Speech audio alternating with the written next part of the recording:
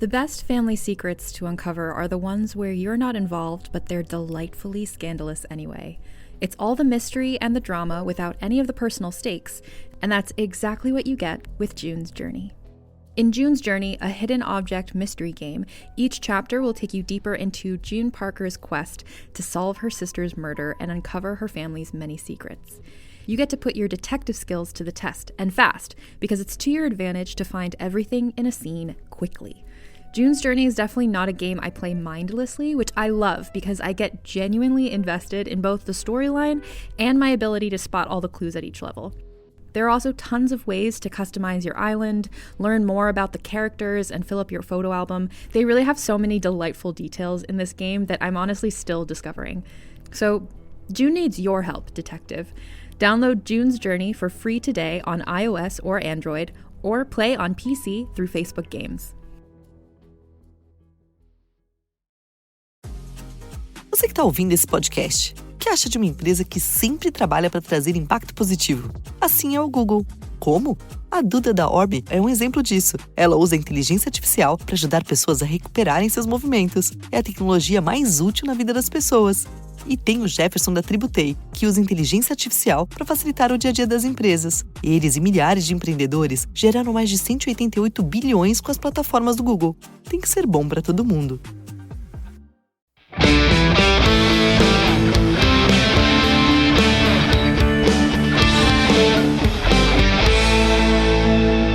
In 2005, two brothers hit the road to chase demons and fight monsters. Fighting a couple of angels, too. And eventually save the world. A bunch of times. Over 15 years, this series has built one of the most dedicated fan bases in all of entertainment, and that fan base is near and dear to our hearts. That's right. I'm Rob Benedict. I played Chuck Shirley, a.k.a. God. And you do a darn good job, too, buddy. Aw, thanks. Well, I'm Richard Spade Jr. I played Loki, the Trickster, and Gabriel, and I directed a bunch of episodes. Wow, is that it? Well, I directed you. I don't know. What do you think?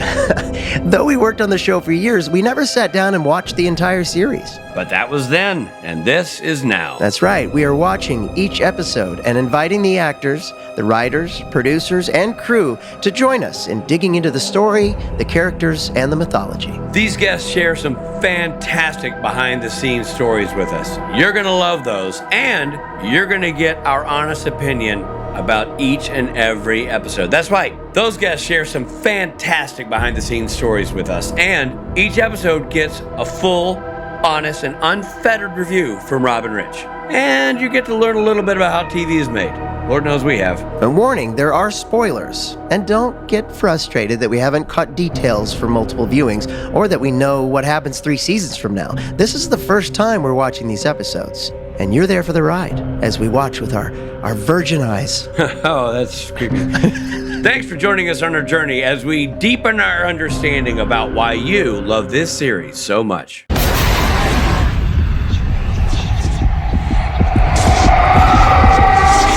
Hey everybody, this is Rob Benedict. This is Richard Spate Jr. And it's season 5, the final episode, episode 22. And this is part 1 of this 2-part podcast. And, well, what can I tell you? It's the season finale of a great season. Yeah. But before we get into this, I'd like to just stop everything. Hold the Everybody presses. stop.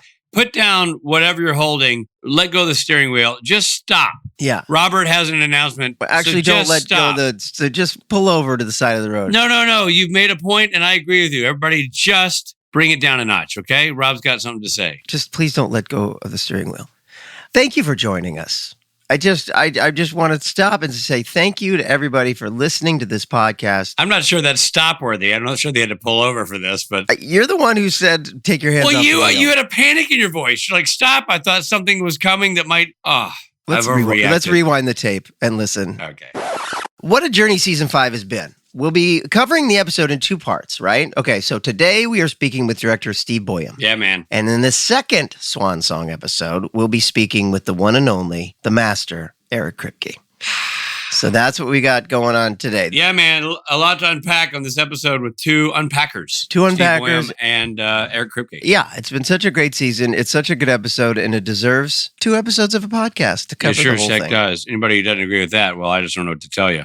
Robert, yes. In sort of your intro of this podcast episode, you never really gave us the title of the episode. We just got we breezed past that. And I think it's interesting because I think there's a point to be made about the title. Okay. You have to say it, though. I can't. Right. So you're saying I'm not allowed to say. You had a pre-written joke. We skipped over. Okay, hold on a second. No, I'm just saying, yes, I didn't write it. Okay. But I have a team of people here who are non-union, but hope to aspire one day to be actual paid writers. Okay. But without you teeing up the title, I can't then launch into the bit that they crafted for me. And I think, especially this being the finale of the season, we want to give them their due. So give them their due. If you don't mind, I would love for you to give the title of the finale episode. And from there, I will go into what I think will be just really unique and interesting comedic fodder. So let's do it. Before we're out of time for the whole episode, let me hold on a second now. Without further ado, I'm going to turn that over to Rob Benedict. Rob? This is season 5, the final episode, and the episode is called Swan Song. Huh. I didn't know swans could sing. That was your joke? Thank you, everybody. Thank you. Wow. High fives from the fellas in the writer's room. Wow. Yeah. How much you paying those guys? Not enough. Not enough. That's right. It's Swan Song. And it just happens to be Eric Kripke's last episode and the last episode of the season. And as it turns out, the end of the world. Shall we get into it? Why not? Let's do the thing that you do so well, which is summarize. All right. So we see Chuck at his computer writing. Some people call a computer a pooter just to save time. Do they? I don't know. Huh. Well, you saying that didn't save any time. We see Chuck at his computer, and by Chuck, that's me, at my computer, writing his final book of the Winchester's Gospel. He describes Baby as being the most important object in the universe. We learn that the original owner, Sal, used to drive around in it handing out free Bibles to prepare people for Judgment Day. Ironic, isn't it? Judgment Day, when the car started, and here we are. It's good writing. It's good writing is what that is. Elsewhere, Dean tells Sam he supports his little brother's decision to say yes to Lucifer in a plan to try and trap the fallen angel. As they approach the confrontation, Castiel, having lost most of his angelic powers, tells Sam and Dean that he will support them despite the odds. Sam, aware that this plan means his death and likely being locked in Lucifer's cage, asks Dean to promise that he will go on to live a normal life with Lisa Braden. Yeah, I could see Dean making a quick yes to that. You know what I mean? Like a nice, normal life. And we all remember Lisa Braden. She's waiting there. She's got a kid. She's waiting for him. Yeah, she is. Got that beer in the fridge. Exactly. In Detroit, the group shares emotional goodbyes. For Sam to take on Lucifer, he'll need to consume a large amount of demon blood. So they drain the demons they've killed. Sam consumes the demon blood, and he and Dean head to face Lucifer. Pretty gross, just cutting in on those guys hanging upside down, being drained. You know? Oh, man, really gross. Not to mention, hard to film, hanging upside down, blood to your head. Oh, yeah, man. That'd be a quick setup. Yeah. Chuck, narrating the story, emphasizes the significance of the Impala, a car filled with memories of the brothers' lives together, symbolizing their bond.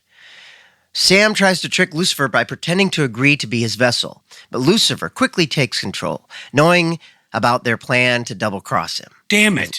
As Lucifer takes over, Dean uses the horseman's rings to open the cage, but Lucifer, fully in control, closes it and disappears. Double damn it. Lucifer, with full supremacy over Sam, stares into a mirror and tries to convince him that they are meant to be together. It's cool sequence, by the way, of Jared being Jared, being Sam in the mirror, and then outside the mirror, it's Jared being Lucifer, just doing really cool work. Amazing, incorporating elements of Pellegrino. Really cool. Yeah, really, maybe the best thing I've seen Jared do. Yeah, it's a tour de force for Jared this episode for sure. It really is. It really is. It's all about him and so good. And yeah, the mirror scene and telling the difference because the one mirror is cracked.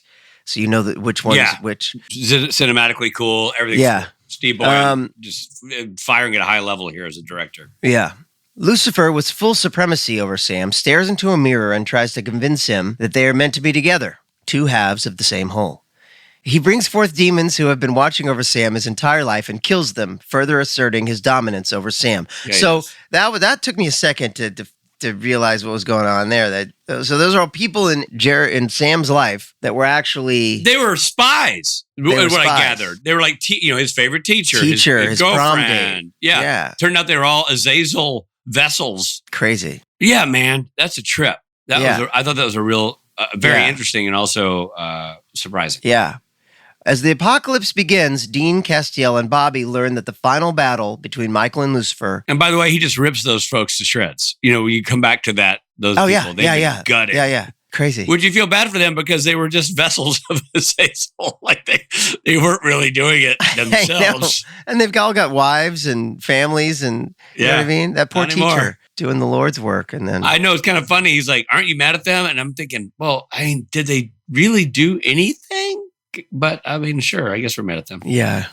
As the apocalypse begins, Dean, Castiel, and Bobby learn from Chuck that the final battle between Michael and Lucifer will occur at Stull Cemetery in Kansas, where they grew up. Well, that's apropos. Despite the hopelessness of the situation, Dean refuses to let Sam face it alone. You're not facing it alone, Sam.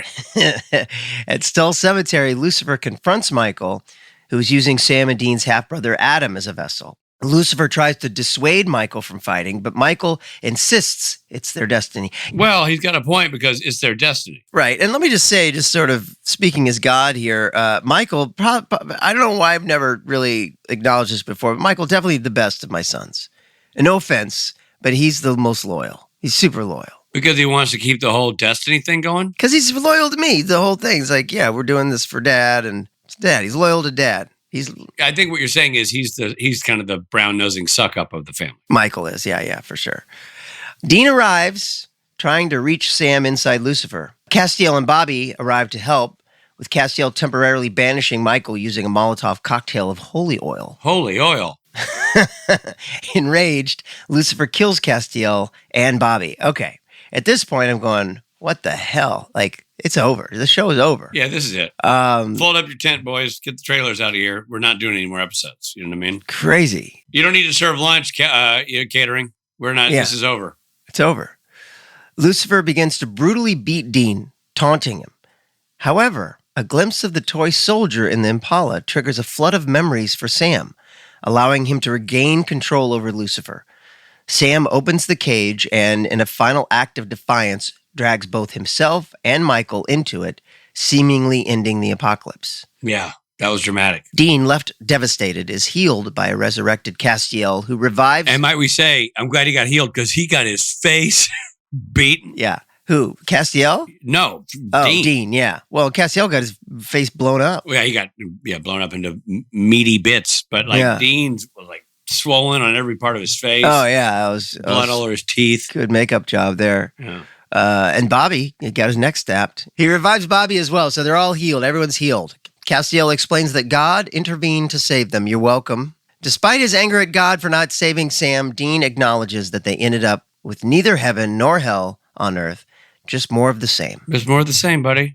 Just another day on Earth. In the aftermath, Dean keeps his promise to Sam and seeks a normal life with Lisa, though he is deeply mourning his brother. Chuck, narrating, suggests that the brothers passed a divine test by choosing family over destiny. And then he's suddenly wearing a white shirt and goes poof. Yeah. Off to the country club to play a round of golf. That's right. Maybe some tennis. The story concludes with Sam appearing outside Lisa's house, watching Dean from the shadows. Yeah, creepily, by the way. Creepily. Is it Sam? Is it Lucifer? What, And so ends season 5 and my knowledge of the show for about 5 seasons. Like we're officially going into territory that I know nothing about. Season 6 through 9, I really just don't know anything else. Dude, you and me, buddy. Yeah. I have no clue. I like no idea. The Sarah Gamble years are a complete wash to me. Yeah. So we're gonna find out together. Yeah. Hand in hand. Yeah. You with one leg and one pant leg, me with one leg and the other pant leg. I'm trotting sorry? forward. Just stay with me here. Trotting forward to discover what's new in Supernatural. Can I just have my own clothes on? Or? Nope. No, just be sure you adjust left, I'll adjust right. Nothing will touch. It shouldn't touch. And we'll just go forward, and discover all this together. That's not what I signed up for. Well, let's get into it. It's officially time for Robin Rich ratings. Robin Rich ratings. I know we have a great interview coming up with Steve Boyum where we really unpack a lot of details about this whole episode. It's a great episode of TV. Honestly, I would say, having seen everyone from the beginning now, I would say this episode is quite possibly the best episode of Supernatural so far. Well, and I will say, and I agree with you, except I will also say that it's a tough metric. It's just here's why. It really all revolves around Kripke for me. Right. His plan was to go 5 seasons. Right. 5 seasons. And even though the show was continuing on, he's really closing his chapter of the book. Right. Maybe call it book 1 of Supernatural. And he's closing book 1 in a great way. It's a great series finale for a series that's going to go 10 more years. Dude, is your point? It could have been the end of the show completely. Yeah. You could have ended it there and then done a movie 2 years later. Yeah. You could never have done another episode. It could have ended like Sopranos-esque, like we don't know where it goes. Right. You're right. Everything about it is a perfect send up for whatever it ended up being. End of the show. Yeah. One might even say it's a better season finale than the series finale. It's a better series finale. I have a feeling most people would say that just because I think the season finale as it was. Well, yeah, and it gets right. But there's COVID and it had like technically we just couldn't pull that off like they wanted to.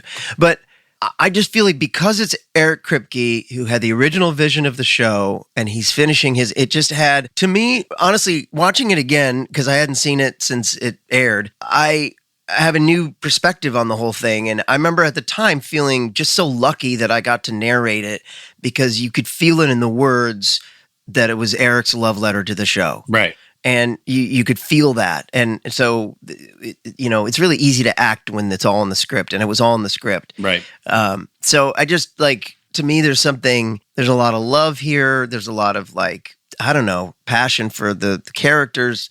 You definitely feel an elevated sense of the execution of the work. Yeah. From the writing to I think Steve Boyum elevated his, not that Steve Boyum doesn't always kill it, not that Eric doesn't always kill it, but there's something unique in the air about this one.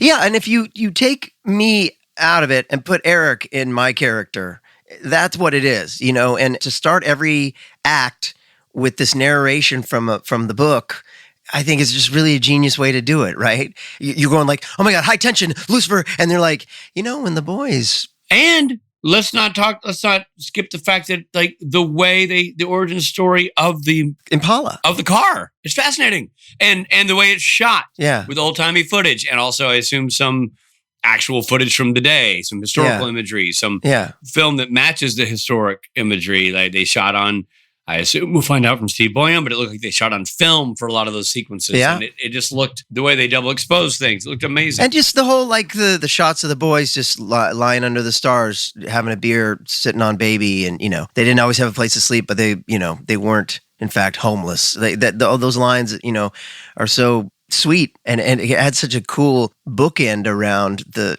crazy drama that's happening as their world is falling apart, and he takes it about as far as he can go. I mean, at one point, Castiel's blown up, Bobby's dead, Dean's beat to a pulp. Yeah, Sam's gone in Lucifer, and anyway, and you've got an incredible cachet of actors. I mean, Pellegrino, that scene with Pellegrino and Jared is great. Yeah, dude, and the whole use of the rings, like they've taken this prop that they've built up so much too, and then it's utilized really well. Yeah.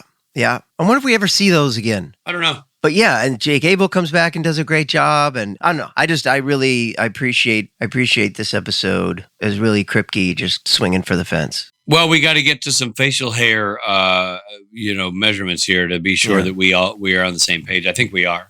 Yeah. But I believe that I'll just go first because it didn't take a lot of thought for me. Heck, I pretty much knew I was going to give it this before I watched it because I remember thinking this episode was great. And now seeing it again, with everything in context, it's even better. It's obviously the full, unfettered, let it all fly, Chris Stapleton. Yeah, and I have to give it the Footloose era. Yeah, Loggins, the Footloose era Loggins, where really he was just in prime form.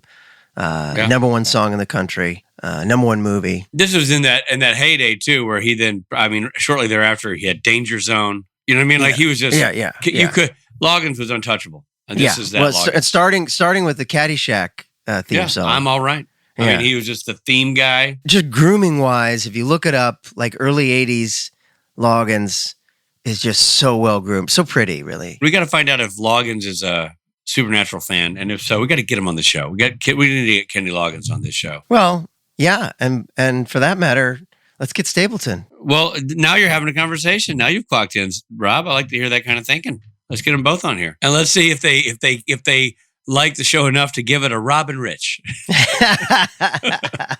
Great. Well, that's the highest. They got the highest. This episode got the highest you can get from Robin Rich. The full unfettered current today Stapleton and the Danger Zone Footloose Loggins. Yeah. And I just have to because I don't know if I'll get another chance to say it. Just rewatching it, I just feel like now there are things about it that make sense to me now in a way that didn't make sense to me before. I don't know. I can't, which actually is like kind of a confession because like, I'm narrating the show. Like I know everything that's going on. I really didn't, I didn't even know the full extent of me being God, but I feel lucky to have been in it. I feel not tooting my own horn. I'm saying I was lucky to be asked to be a part of it. I can see why. It was very cool. Well, we have a real treat for you now. Again, this is the part one of a two-part podcast. And in part one, we're going to talk to the director of the episode, who has joined us before and joins us again today. He's taking a break from Gen V, where he's working diligently on the new season. And he's going to talk to us. And his name is Steve Boyum. And here's our talk with Steve.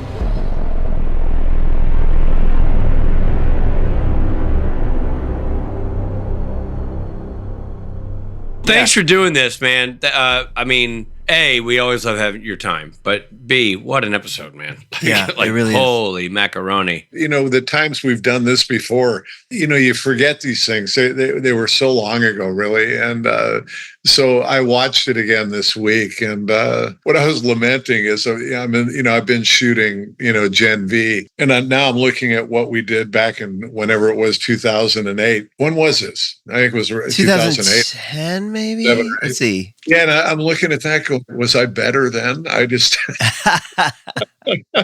Well, I mean, look, obviously, no, you're just as good now, but I understand what you're saying because you delivered at first of all, Supernatural set such a high standard. And then also, this is just a great episode, it really man. is. Like you just crushed it. Everybody crushed it. It's all hands on deck crushing for this episode, to be sure. Well, it's a great script. And, it really was the swan song of the original, I think Eric's original Bible for this thing. That's right. Yeah. For the whole journey. He'd speak better to that. But, I thought I remembered originally when we were doing the show, the first few seasons, that he wanted to do it in 4 seasons. And then they wanted another year out of the story. So he did 5. That could be my feeble memory, and the whole structure of the script, now that I watch it again, it's pretty mind-blowing. I mean, Kripke's such a good writer and genius in the editing room, but yeah, it's, just having Rob, you telling the story, writing the words, and kind of making the Impala in a weird way the center of the story. Yeah. Who thinks of that kind of stuff? Yeah, so good. It is so well done. I've seen this episode before, but not for a decade. I probably saw it close to when it came out. And I swear to you, this is a feature film. It is so well done. And that's by everybody. Rob, you're great. Eric Kripke's work is great. Everybody in it. Jared adding Pellegrino-esque sort of elements to his character is Lucifer's great. Obviously, Jensen's great. And by the way, the editing. You mentioned the editing. Going back and finding the sequences to build the memory bank of Sam and Dean. It is genius. Yeah, it's amazing, and you think about it, we did these things in 8 days. It's baffling. It doesn't make any sense. I just want to call out Anthony Pinker, who edited this one. Actually, I wonder if I suggested Anthony on another show that I ended up doing. Pinker really had a special touch towards surprising you with, you shoot something, you think it's one way, and you get editors occasionally. Rob Fitzpatrick, Fitz. Yeah.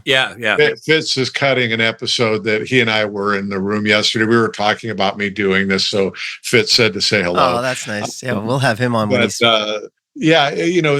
Pinker is kind of like the Fitz guy. You give him stuff and all of a sudden it comes back and you go, that's really good. And I never thought it. I didn't mean that. Yeah. Really good. Yeah. And editing in this episode is, like Rich said, you take note of it. Yeah, it is stand out. I mean, there's so many things. The mixed media of going from the cameras you were using to shoot the show traditionally to the hand-cranked foot film to the Super 8 to the 16 to the film look. I mean, it told the story of the past and the present so beautifully in just use of media choices. It was just so cool. One thing I do not want to overlook is how phenomenal the score is in this episode. Obviously, the score is lights out in every episode, but man, it is so uniquely powerful in this one. Jay Gruska just was out of his head with this one, man, because like it's simpler. I feel like the whole score is simpler. Piano, it's like under-orchestrated in a way, and it just feels poetic. It's the kind of score that if they had released this on CD back in the time, I would have gone and purchased it. It's beautiful. Jay just...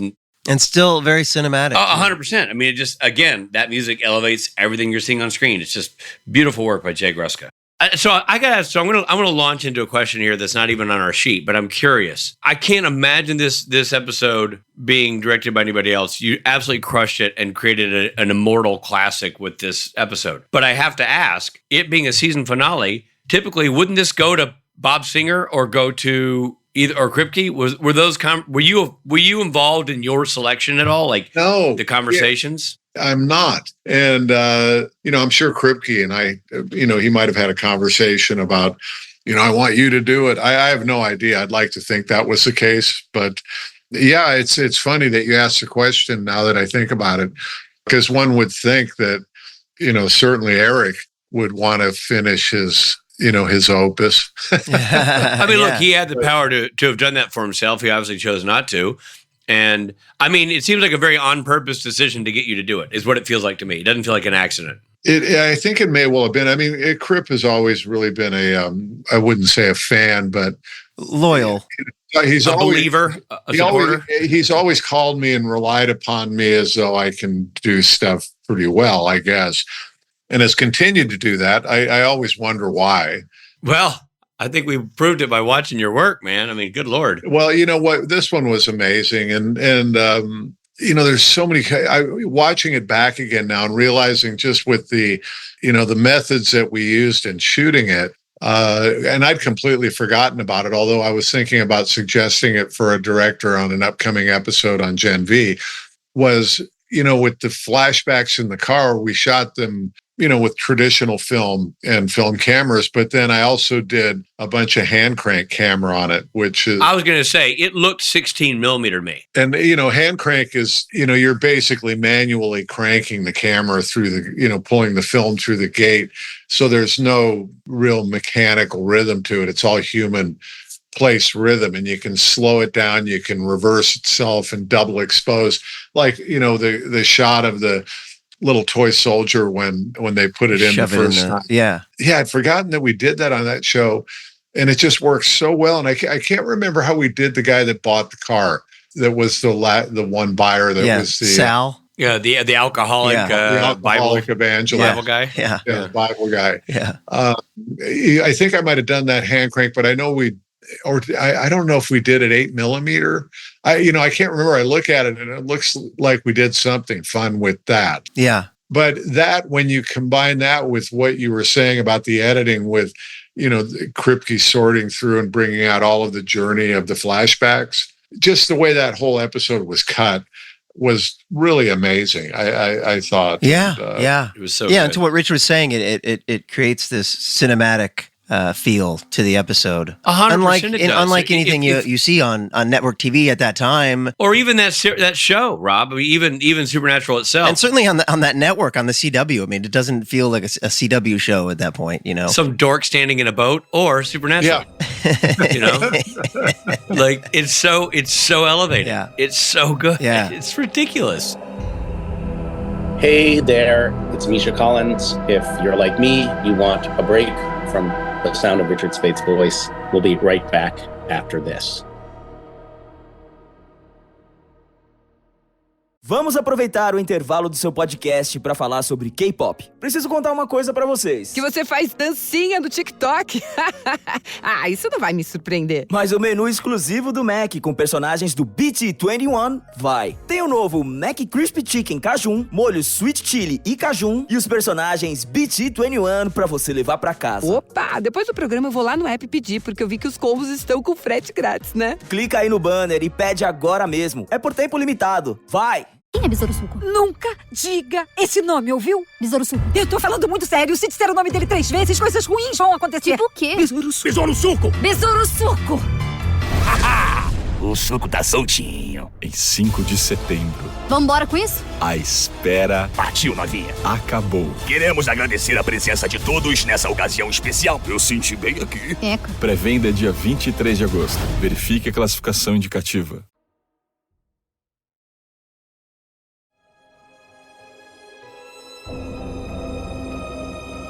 Thanks for listening. Now back to the episode. Now, was Eric on set? Eric wasn't on set. Never. No, because I have the question here, but I don't remember. Although his presence is always felt, like he's a phone call away. But it was such an Eric Kripke love letter to the show. This episode, in his final episode, his swan song, really. But I remember feeling that. I remember feeling sort of the. Well, I think the script probably had been gestating, in his mind for years. Yeah. Because he knew, he had, to the best of my recollection, he had, there was a Bible to this whole journey that, he had a beginning, middle, and end. Yeah. So I don't think that he just one day was under the gun to deliver a script. I think this one had been with him a long time, and it kind of shows. Yeah. Yeah.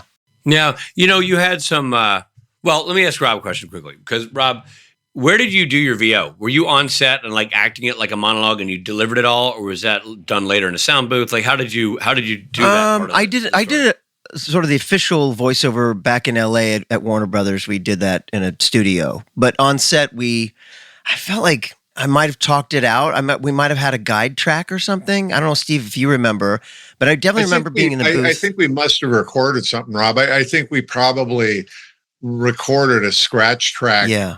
To be used, because obviously, other than when you take the phone call about, to tell them about Detroit. Yeah. Other than that, everything you did was just performance, drinking whiskey. Yeah. Yeah. But I had so much fun. It reminded me of how much fun that we had doing that scene, because it's, you allowed me kind of to really play around and let the camera have a journey there, and you were patient, and it just, the way that we shot it, you performed it, it was so cerebral the way you pulled that off. I'd forgotten about the scene until I just watched it this week, and it was like, whoa, God, that's I think one of the neater part of it. Every scene in the thing, when I look at it again, brought back all these memories. But I remember that one, even when we were doing it, I think that was some of the most fun I had with it. Yeah. I really like that, and yeah, I have the same memory. Yeah, and this one, as well, and I think you'll probably get to the question, but I was thinking about this last night, trying to figure out, okay, what's a good talking point, that because I've been trying to put 3 schedules together all day yesterday, so I'm occupied with superheroes and Compound V, but because I had done the and Dream a Little Dream, where Dean had to become Dean and play off of himself, right. Playing 2 characters. Yeah, and which we did, I thought, very well without the use of visual effects, and it's challenging. Yeah, and Jensen really kind of embraced it, and we did it. And then when it turned up in this script, okay, well, Sam's got to talk to himself now. And I remember when Jared first read the script, he was nervous about that. Now that I'm thinking about it. And I believe Kripke might have I think it might have been in the script that he was talking to himself in the mirror. I'd love to take credit for the mirror idea, but I'm not sure I can. I think Kripke might have had that in the script. The one thing I will take credit for, which I thought, okay, well, I've already done them.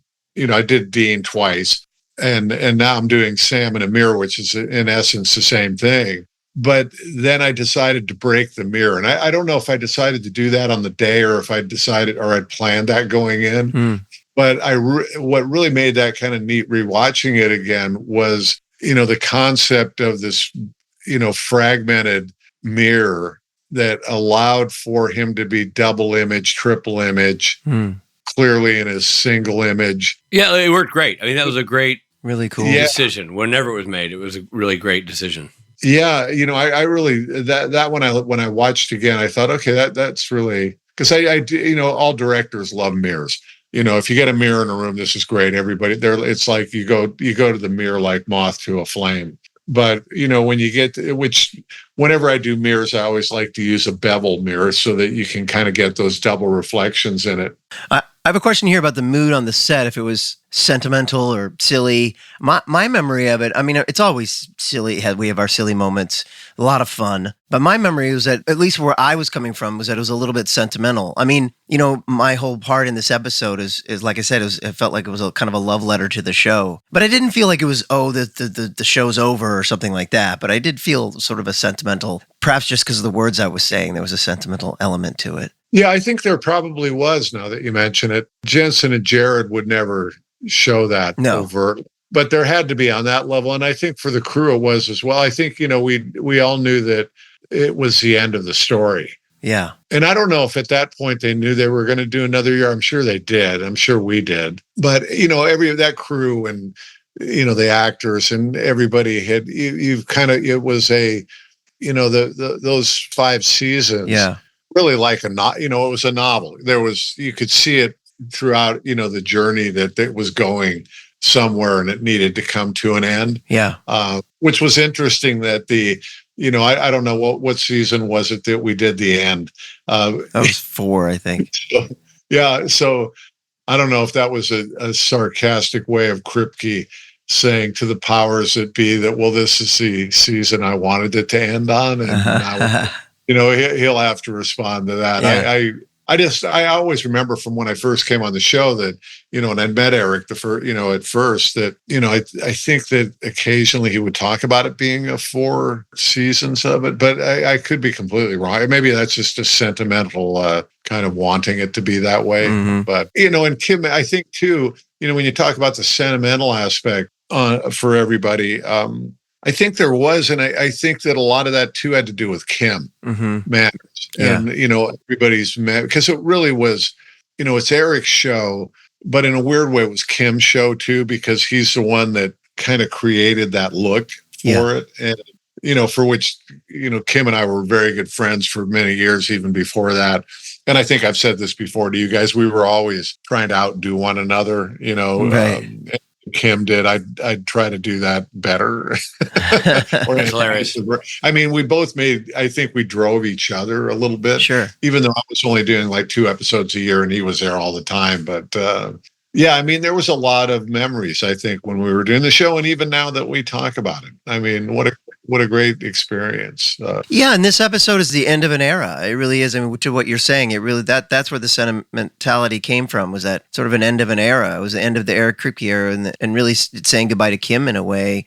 This is all so recent still that Kim had passed away just a few years prior. So I found it very sentimental, and I was not involved in it. Yeah. I'm just a guy watching the show, and I was like, I watched it this morning before coming on to do this podcast, and like, I kind of stopped it and like, I had to take a moment. I'm like, damn. Wow. Yeah. I mean, it just felt like everything that you're talking about is on the screen. I mean, it doesn't have to take an insider's knowledge to feel the sentimentality of that episode. It was in the script too. I mean, I remember feeling that way when I did the voiceover back in LA afterwards. Because now that I think about it, you're right. We did do a guide track on set. And then, because the words are so beautiful that Eric wrote, it's hard not to be emotional about it. Yeah, I mean, I can't imagine that when I turned my cut in, that I wouldn't have wanted you to have done a guide track just so that they wouldn't hate me. Yeah. And I remember doing it now that we're thinking about it. We might have even done it, Rob, before we shot the scene. Sure. I don't remember. Yeah. But whatever you did, it worked. That really was a special part. I mean, you think about every scene in that show, that one of the grisly moments, and it's brief the way it's edited and the way that you intended it, which is where they kill the stunt demons, or they've killed them, and they're draining the blood that they're throwing in the back of the Impala. Yeah. And, watching it again, I remember how really special on the page it was when, they get to Detroit, and, they're having the conversation in the alley before they go into the house, and Sam drinks the blood. And this was on the page. And I think Kripke toned it this way with me, that, Sam doesn't want to drink it in front of Dean, right? Which he's almost ashamed, it seems, to have to do. It's like, I'll do this by myself, and and then comes out. You can see it coursing through his veins just in Jared's performance. Yeah, when I'm ready, let's go. The devil is in Detroit. I just I'd forgotten that about it. No, it's almost like he's shooting heroin or something. It's like it is, and Jared, honestly, my favorite episode that he's done so far that Rich and I have watched. He really, I mean, that was talking about Rob's performance. What kind of a natural segue into his. He did a great job in every aspect of this episode. And specifically, there were Pellegrino-isms that he brought to his interpretation of Lucifer in his Sam embodiment. And I was curious, Steve, was that a conversation you two had? Is that just homework he did on his own? Like, how did that play out? I'm sure we had the conversation. If on my end, I'm sure it was inspired by Krip toning it with me and making sure that happened. I'm sure Jared and Krip talked about, this as well. And I remember Jared really, I think he and I even, we talked about it then. It was so long ago. Sam, that episode, Jared, we've all worked with me. So he's like a big golden retriever that's kind of, but you don't think he really cares, but he does. Yeah. But this one you could tell, and I don't want to say that he was nervous, but maybe that's the right description. But I remember it meant a lot to him to do this right. And, like the mirror scene, when that one was really special. Yes, we did talk about this when we were doing that, because he was really playing the two characters bouncing off one another. And, as usual with both those guys, they'd get extremely frustrated with me. And this certainly was probably one of the days. Why? You say that like that's a given, but why was it? Because I was always not necessarily demanding of them performing better, but it was just the way, the way I shot. And, and you know this when we were doing your scene, Rob, with the book. In those days, especially, I tended to do a lot of coverage, like special shots that, an actor is going to start thinking, God, is this about the camera or me? I think I've learned to disguise that better that I've gotten older, or I've just quit doing it to my detriment. Because the latter probably true. I noticed the coverage in this episode, and specifically, I'll talk about Sam talking to himself when they first go in that room and he's talking to himself in the broken mirror. When he's like, "I'll take the muzzle off. Let's talk." You do ECU, like extreme close up coverage that's unique throughout that, both in the mirror and on Jared. They're both Jared, but both Jared in the mirror and both Jared not in the mirror. Like when he's Sam and when he's Lucifer, very specific, like top down, tip down, swooping down to get things, really tight profile, really tight frontal. And I know that stuff takes time and energy, but it made the editing, you did center punch stuff, you did justified left stuff, you did all this stuff that was super interesting, so that every time you cut back forth in this conversation, you're almost never getting the same image twice. You do a little bit, but like it keeps the viewer off balance in a cinematic way. It's really, really cool. Well, that's what I really wanted out of the scene. And looking at it again, I remember, because that meant a lot to me, that scene and how we did it. Yeah, I don't think it took us that long to do it. back to, saying we only did these in 8 days. I think that's, when I was saying that, as usual, they get frustrated. First of all, not that they ever were mean to me. Sometimes they were mean, but they generally just would, make fun of me. But because that was really heavy lifting for him. And, I think that he had to, we did it a bunch of takes. It wasn't like we did it all day, but, it was just like, let's go again when you think, okay, well, I know I nailed it. And this is a really hard scene. So I was, in a weird way, I was kind of pushing him without knowing what the outcome would be. I was pushing a bit to get imagery, and that probably equated to pushing him as an actor. I don't know that I'm that good of a director with actors to know how to do that. So I think that a lot of that came out of my wanting the visual part of the story, and is frustration the right word? Just the demanding nature of having him have to perform something that he was really nervous about. And he loved it when we were done shooting it on the day. It was, we were sweating, all of us. It was, it was like we were running a marathon while doing it. Wow.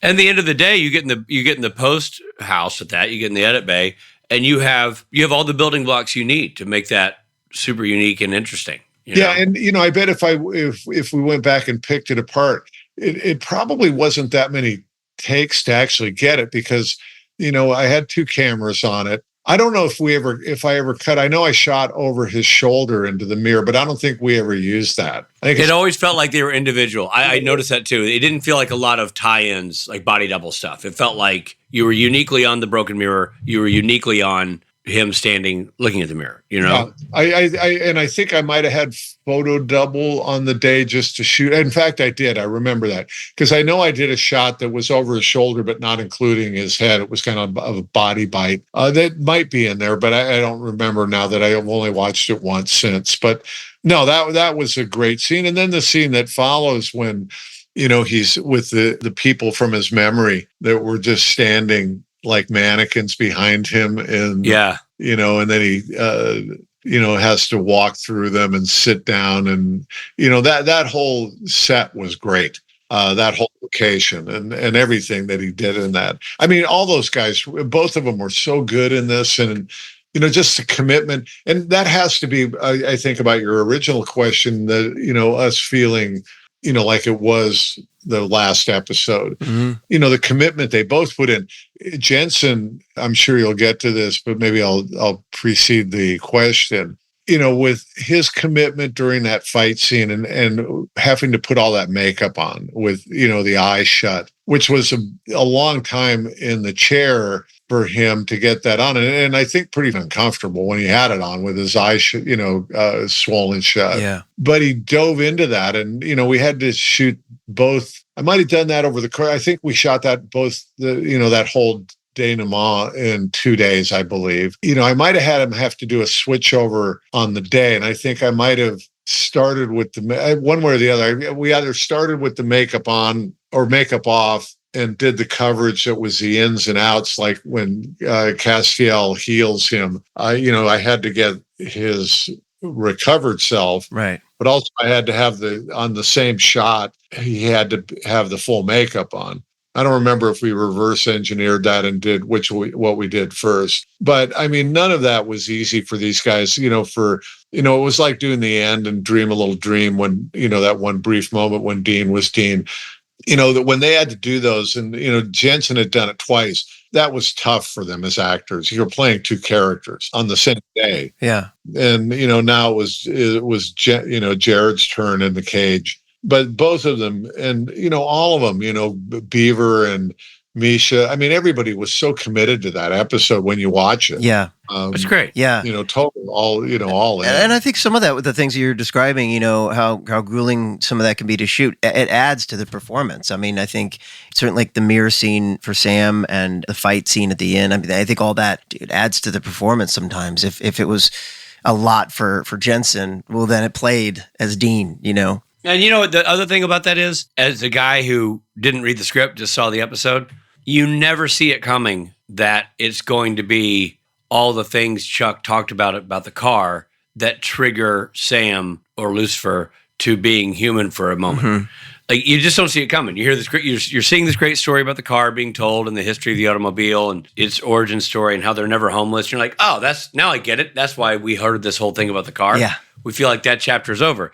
And then that little glint of light off the chrome that hits him in the eye that makes him redirects his focus into the car to see the army guy that triggers these memories.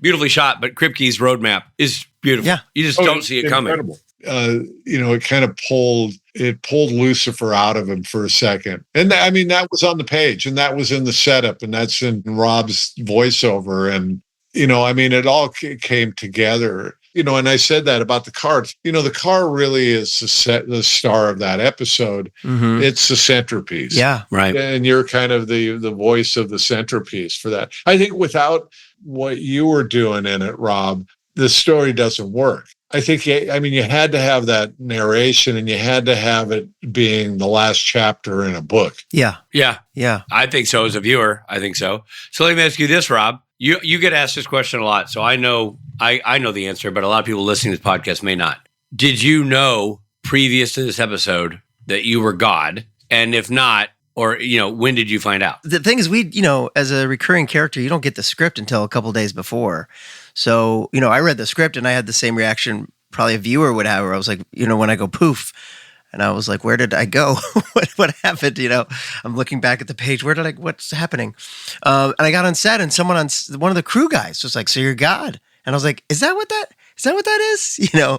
So, my performance was more based on the sentimentality, the love that Chuck had for the characters. But it wasn't until after I shot it that Eric called me and was like, so you're God. Oh, this is after you shot the episode. Yeah. And I was like, oh, is that? That's what I thought, but wasn't sure. He's like, yeah, you're God, but I don't want it to be like, I want them to have their own interpretation of it. So just, keep it to yourself for now.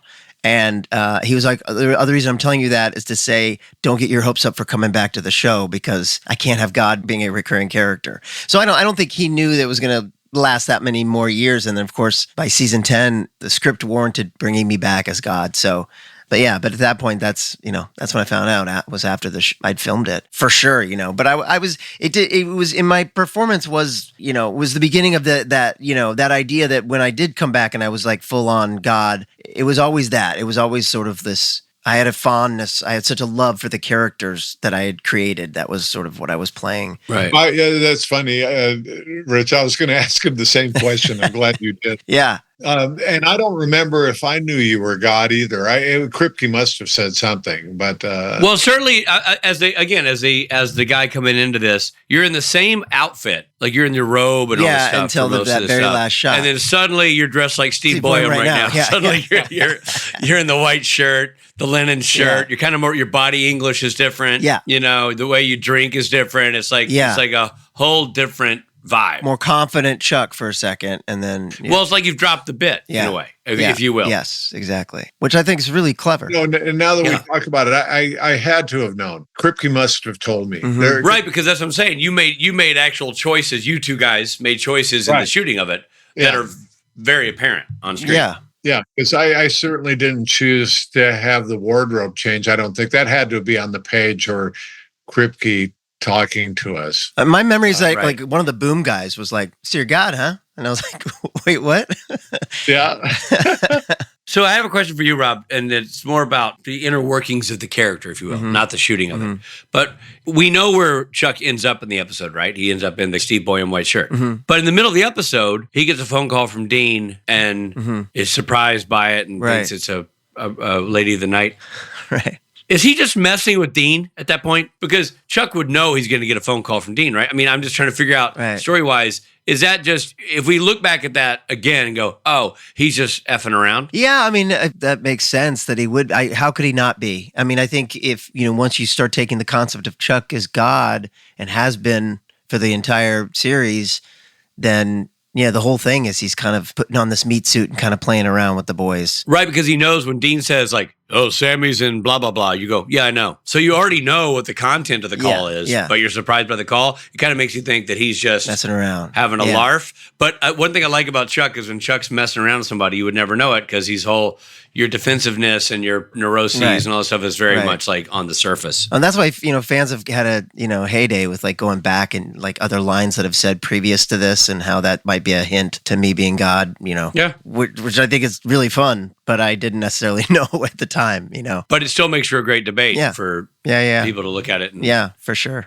No, it was such a great character to play for that reason, Just to sum this whole thing up, which is a masterfully directed episode, masterfully written.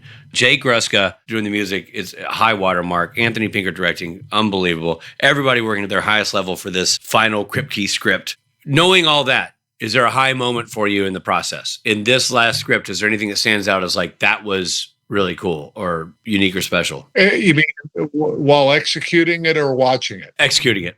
I think the high point was having Jared play Jared. Also, the scene that I've remembered even before rewatching this to that question was with Mark Pellegrino putting his breath on the window and drawing the symbol. Yeah. That one has come to me over the years thinking about that. That particular scene, I always remember. Only when I rewatched the episode did it bring back the mirror and the church that he's in. I think the high water mark for me in that was dealing with Sam in the mirror.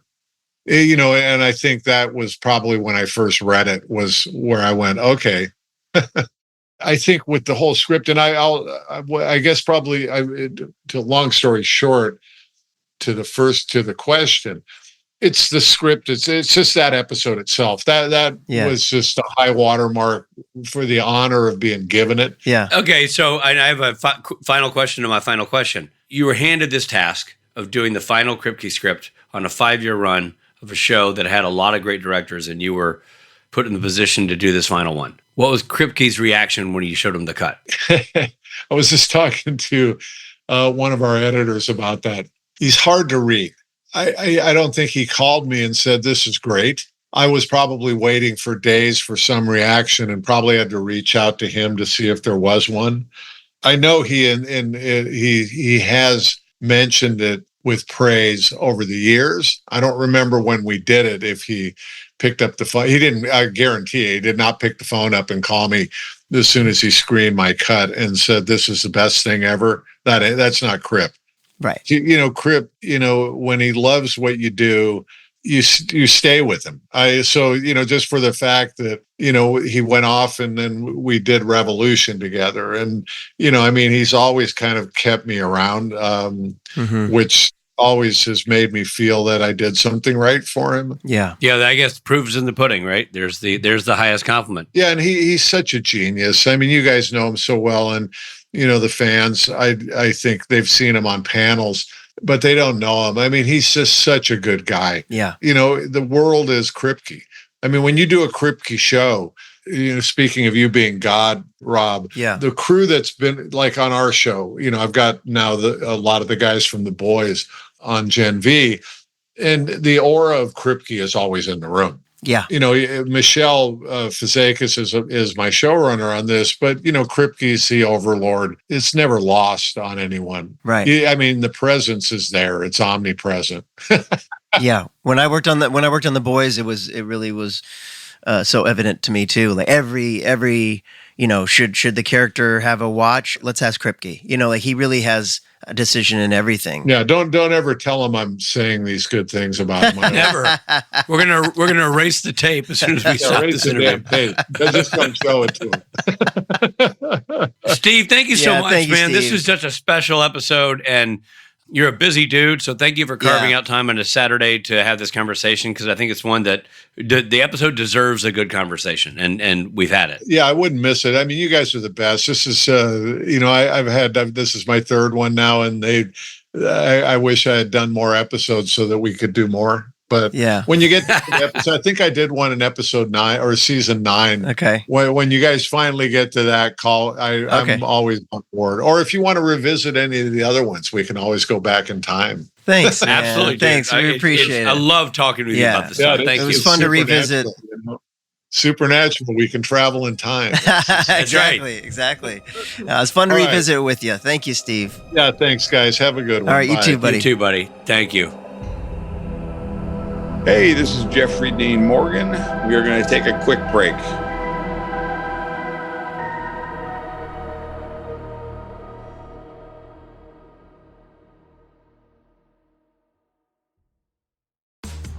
Curtindo um podcast, né?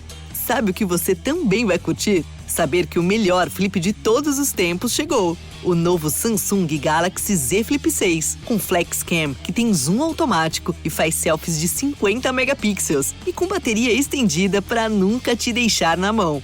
Vá a uma loja ou saiba mais em samsung.com.br. Samsung Galaxy Z Flip 6. Galaxy AI chegou. I'm Brennan Storr. I'm Paul Bestall. We're the Ghost Story Guys. And every 2 weeks, we explore first-person stories of encounters with the paranormal from all around the world. Then we have some fun reacting to those stories. We like to say our goal is to scare the hell out of you, then make you laugh. Belief in the paranormal is not required. All you need is a love of great storytelling and curiosity about the world around you. Come find the Ghost Story Guys on Apple Podcasts, Spotify, and everywhere else fine podcasts live, or at ghoststoryguys.com.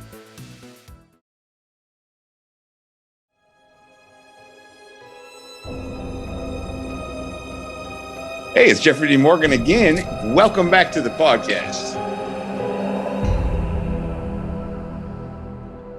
That was a deep one. There were a lot to unravel there. And man, Steve, I'm glad. Hey, thank you for rewatching the episode in advance of this interview, Steve Boyum. That helped. Yeah. But also, amazing. It was interesting how emotional he was in thinking back to it. Like he was talking about how he felt like it was some of his best work and how connected to it he still feels. That was cool. Yeah, he feels of as all the work that he's done that this stands out as, Yeah, high watermark. What did he say? Something like great interview. Yeah, he was even like, "Am I still that good?"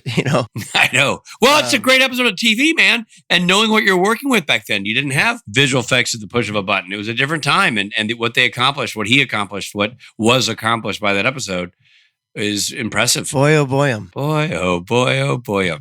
Chef Boy, oh boyum. All right, well, I guess that's it. I guess there's nothing else to cover. I don't know if Supernatural gets picked up for season 6, so this may be our last podcast. Yeah, this is it. Everybody's, Sam and Dean are split up. Let me take this opportunity to say it's been a pleasure working with you, Robert. Yes, and you, Richard. What a ride it's been. I'm sorry to see it come to a close, but obviously, this is the end. Well, hey, here's the good news. What? Here's the good news. Here's the good news. We are going to come back and do part 2 of Swan Song. So you're going to come back for at least that. The swan ain't done singing. No, and in the part 2, not only will we talk to Eric Kripke, we will cover mythology and fun facts. Oh man! So don't think that you missed that. No way. That's coming back in full form. And write this down. The date this is coming back is TBD. Tattoo that on your forehead. Next week, you can expect our season wrap up for all of season 5 as well. So Indeed.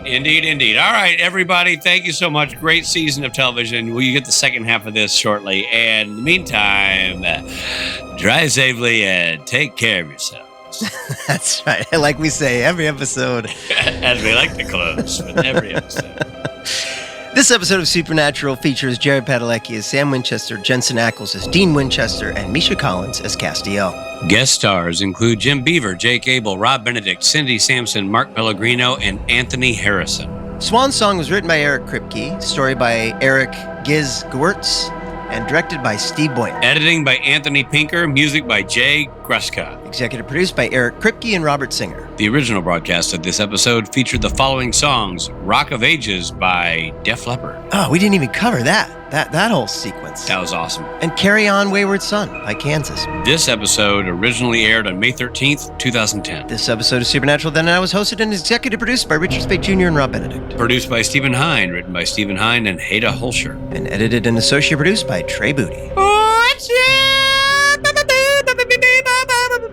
Music provided by Tim Wynn. The episode was recorded with the help of Sonic Fuel Studios. This podcast is from Story Mill Media. Follow the podcast on Instagram and Twitter at SPN Then and Now. And become a member of the podcast at patreon.com/SPN Then and Now.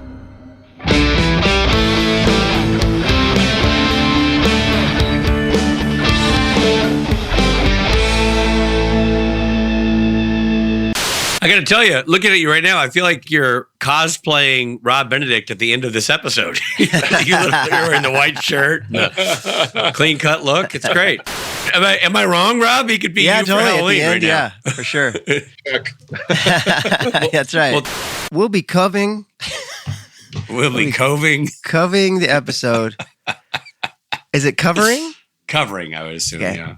We learned that the original owner, Sal, used to drive out in it, handing out free Bibles to prepare people for Judgment Day. Used to drive out in it. What does that mean? I don't know, man. It's just a line I'm reading. All right, let me try this sentence one more time. I got it in the fourth attempt and you interrupted, so let's try it one more time. Dean, left devastated, is healed by resurrected Castiel. And it's a good thing, too, because Dean was beaten badly. Like bloody and swollen.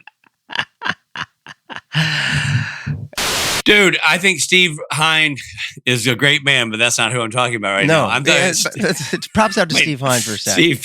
Steve Hine listened to that interview like a champ. Swan Song.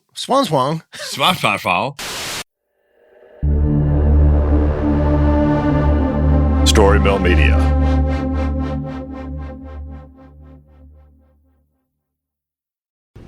Talmor, Sheshin Marachi. Talmor is my home. My family have worked the land for generations. My gran says the island does not belong to us, but we belong to the island. And we must be ready, for a great evil is coming, and death follows with it. Listen and subscribe to the latest season of Undertow, The Harrowing, a Storyglass production presented by Realm, available wherever you get your podcasts. Do you know what lies within nothing? No. Do you know where it ends? Do you want to know?